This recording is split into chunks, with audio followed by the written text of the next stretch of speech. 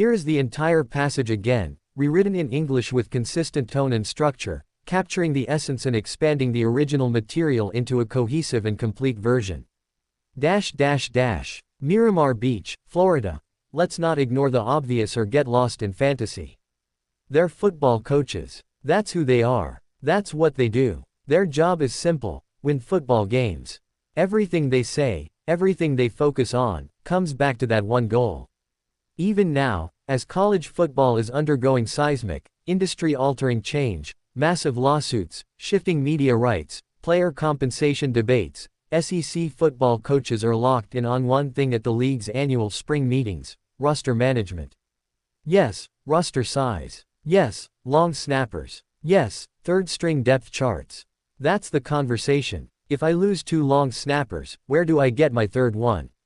Asked Texas A&M head coach Mike Elko.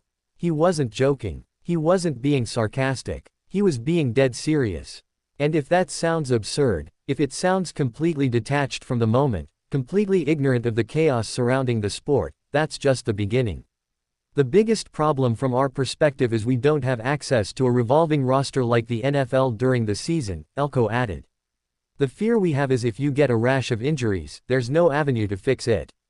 Let's just take a second to appreciate that. In the middle of lawsuits, existential threats to the NCAA model, and debates over billions in back pay and athlete revenue sharing, SEC coaches are worried about having no emergency long snapper. But here's the thing, it's not their fault. They're not hired to fix the college football playoff format. They're not negotiating with television executives or structuring nil collectives.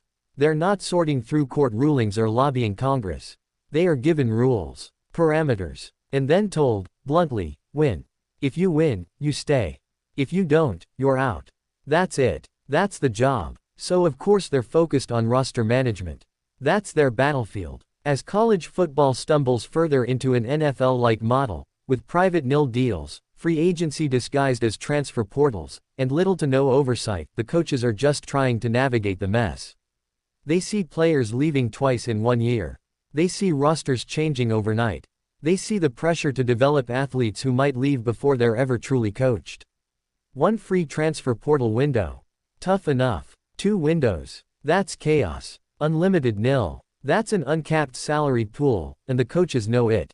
And still, the expectation is the same: produce results.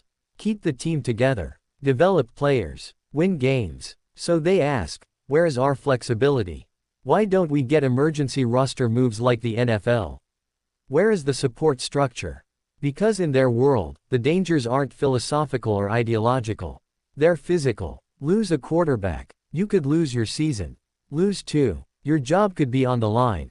The NFL has tools. Practice squads. Waiver claims. Trades. College football coaches. They've got hope. Hope the players stay. Hope injuries don't pile up. Hope you don't lose your kicker in week 10. They're not strategizing about the next revenue model. They're wondering who's going to block on punts if their backup tight end enters the portal. That's the level they're operating on. It's not short-sighted. It's survival. And in the cutthroat world of SEC football, survival is the only thing that matters. The structure is collapsing. The guardrails are gone. And the coaches, they're still being judged by the same scoreboard. Win or leave. So when a coach like Mike Elko talks about the dangers of not having roster flexibility, he's not being tone-deaf. He's being brutally honest about the reality of his profession. Because in this evolving, volatile version of college football, he's expected to operate like a professional franchise, but without the professional infrastructure. Unlimited player movement. No roster security. No emergency reinforcements. And still, win. They're not the ones who built this system. They're not the ones who wanted 2 transfer windows or unchecked nil chaos. But they're the ones who have to make it work. So no, don't expect coaches to be the architects of the next great reform in college football. They're not here to shape the future. They're here to manage the chaos. They're here to keep rosters from falling apart. They're here to prepare backups for the backups, and then pray they don't enter the portal before kickoff.